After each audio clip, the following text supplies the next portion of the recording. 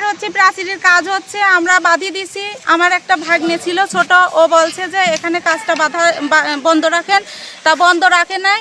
ও একটু তর্কাতর্কি করছে, এই জন্যই হচ্ছে ওরা আবার পুলিশ ডাকছে। পুলিশ এসে আবার ওর খুঁজে বেড়াচ্ছে। ভাগ্নের নাম কি?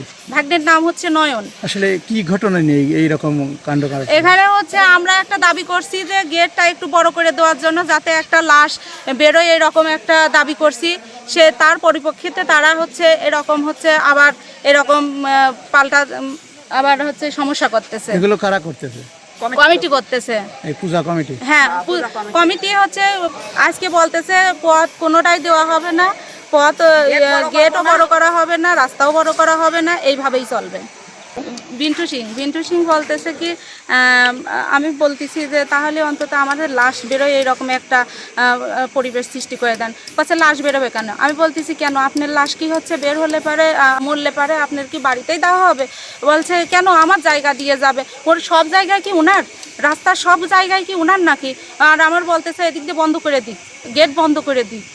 তা বলছে তখন দেখবো যে আছে মরে গেলি কোন দিয়ে কী করে। এরকম ভোগান্তিতে কতটা পরিবার ওখানে আছে বসবাস? এখানে ভোগান্তিতে 15-20টি পরিবার আছে। তাদের সবারই একই সমস্যা? সবারই একই সমস্যা। এখন আপনাদের দাবি কি?